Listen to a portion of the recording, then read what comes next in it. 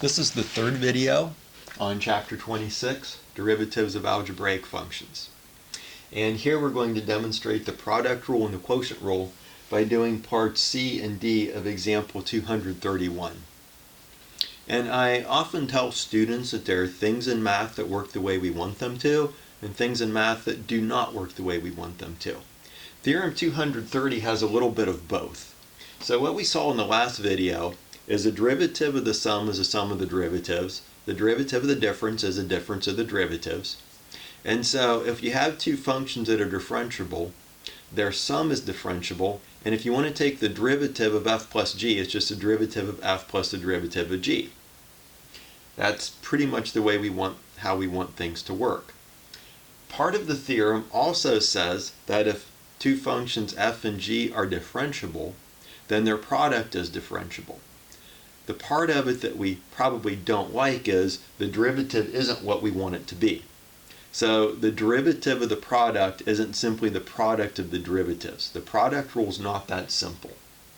And so for part C, we have the product of two functions, and we want to take the derivative.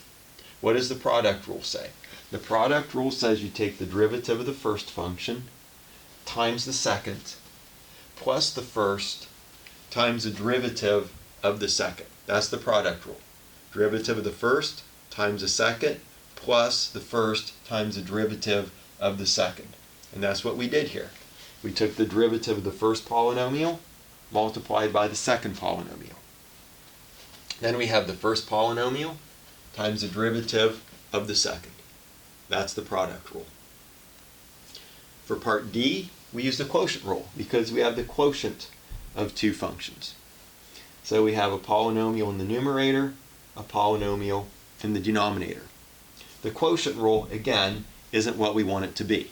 If the derivative of the product isn't simply the product of the derivatives, then we wouldn't expect that to be true for the quotient either.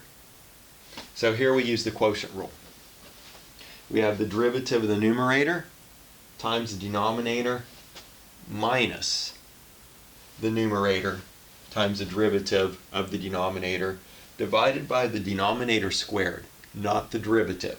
So a common mistake in applying the quotient rule when you're learning the quotient rule is to take this derivative, but that's not the quotient rule. Derivative of the numerator times the denominator minus the numerator times the derivative of the denominator, all of this divided by the denominator squared. That's the quotient rule.